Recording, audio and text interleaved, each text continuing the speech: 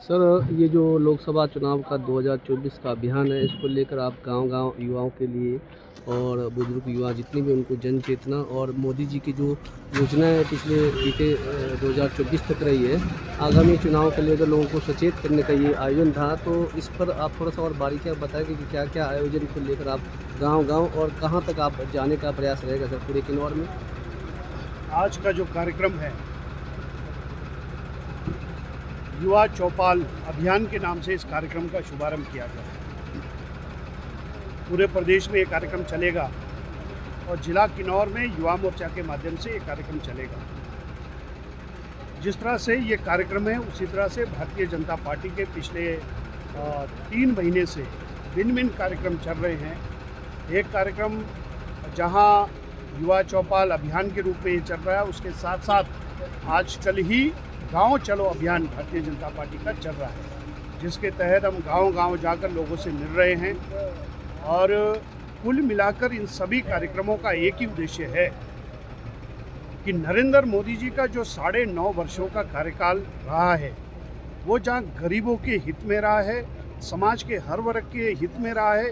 उनकी योजनाएं ऐसी रही कि जो समाज के हर वर्ग को टच करती है। लेकिन उसके साथ साथ सबसे बड़ी बात यह है कि आज जो भारत को कभी सोने की चिड़िया कहते थे, आज दुनिया में दोबारा से भारत की जयकार होने लगी है, और ये सब नरेंद्र मोदी जी के लीडरशिप के कारण हुआ है।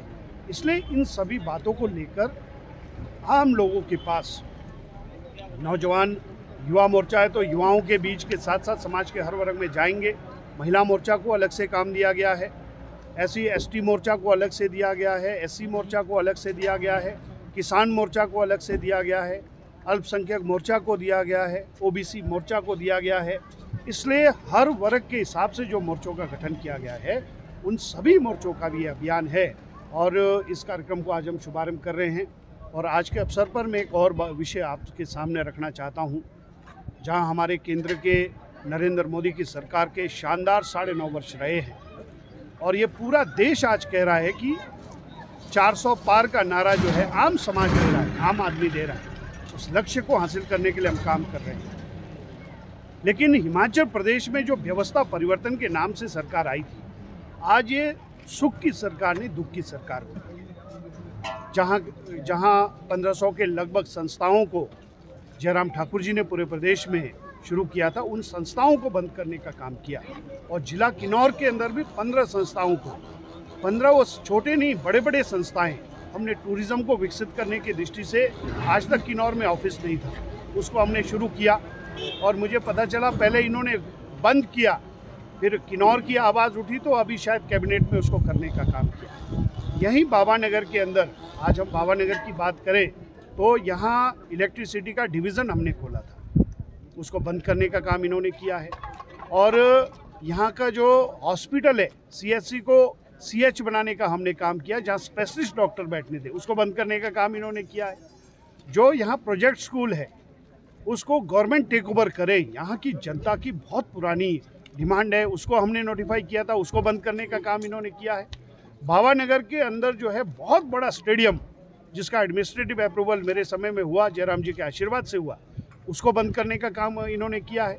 और 15-20 को जोड़ने के लिए एक नया इनोवेशन हमने किया कि यहाँ भावानगर से डायरेक्ट पार जोड़ा जाए, ताकि 15-20 के सभी लोगों को लाभ मिले, उसको बंद करने का काम इन्होंने किया है। और आज जो है, जिस तरह से लोग कह रहे हैं, किन्नौर के आम लोग कह रहे हैं, उरनी में 3 साल ये सड़क नहीं खोल पाए थे ब्लॉक को, जैसी हमारी सरकार आई हमने खोलने का काम किया। उसका नाम जगत फेरा पड़ गया था। वही जगत फेरा अब जो है नाथपा के अंदर भी जगत फेरा शुरू हो गया है। मैं तो हैरान हूँ, जब निगुरसरी के अंदर ब्लॉक हुआ था तो इनके सारे लोग कैमरे लेके बैठे होते थे, और वो कैमरे लेके किन्नौर की जनता को लाभ देने के लिए नहीं थे, जानकारी देने के लिए, बल्कि वहाँ उनकी ठेकेदारियाँ चलती थी। आज जो है नाथपा के अंदर ब्लॉक है, लोग परेशान हैं, वाया नाथपा जाना पड़ रहा है।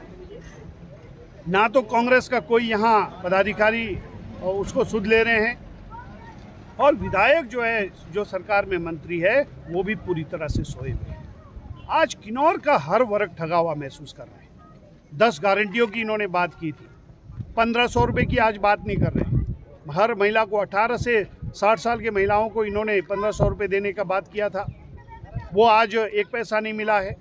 और 300 यूनिट फ्री में बिजली देने की बात की थी। 300 यूनिट तो छोड़िए, जो जयराम जी की सरकार में 125 यूनिट की बात है, वो भी ठीक से व्यवस्था नहीं हो पा रहा है। चाहे वो गोबर लेने की बात हो, चाहे पहले ही कैबिनेट में हिमाचल के अंदर इन्होंने कहा था कि 1 लाख नौकरियां नौजवानों को ले देंगे। 1 लाख नौकरियों का कोई व्यवस्था नहीं है। आज कह रहे कि हम 5 साल में करेंगे, लेकिन पहले ही कैबिनेट में जो बातें कही थी, आज वो सारी की सारी योजनाएं जो है लोगों को जुटलाने का काम इन्होंने किया है। और किन्नौर के अंदर इन्होंने कहा था कि हम नौतोड़ पहली कैबिनेट के अंदर देंगे, और वो नौतोड़ जो है 2014 के अंदर जगत सिंह जी को तो मालूम ही नहीं था। हमने रास्ता पूरा दिखाया कि बिना कंडीशन के ये किन्नौर के अंदर नौतोड़ खोला जाना चाहिए। सारा रास्ता किया, अभी तक वो नहीं हुआ है। और जो हमने FRA के तहत किन्नौर की जनता को 550 लोगों को हमने ज़मीन देने का काम किया है, उस FRA को भी बंद करने का काम इन्होंने किया है।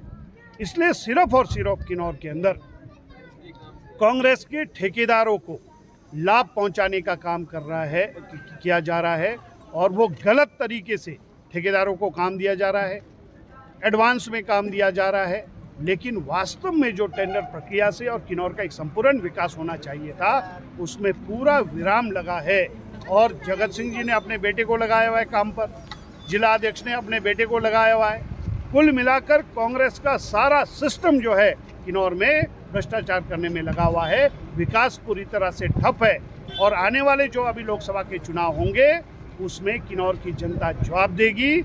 और इस कार्यक्रम के, आज के कार्यक्रम के माध्यम से, युवा चौपाल अभियान के माध्यम से किन्नौर के लोगों के बीच में कांग्रेस सरकार को एक्सपोज करने का काम भी भारतीय जनता युवा मोर्चा किन्नौर में करने वाला है। महंगाई और बेरोजगारी का मुख्य कारण है जनसंख्या।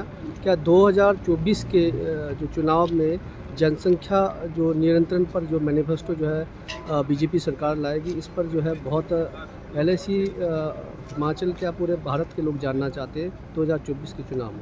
जी देखिए, ये भारतीय जनता पार्टी का सैद्धांतिक मुद्दा है कि इस देश के अंदर कॉमन सिविल कोड की बात भारतीय जनता पार्टी जब से जनसंघ बनी है तब से हम कर रहे हैं। इसलिए निश्चित रूप से जो बड़े बड़े, चाहे वो 370 की बात हो, जम्मू कश्मीर के अंदर ख़त्म करने की बात हो, चाहे राम मंदिर बनाने की बात हो, ये सारे जो हमारे सैद्धांतिक मुद्दे थे उनको भी पूरा करने का काम किया है।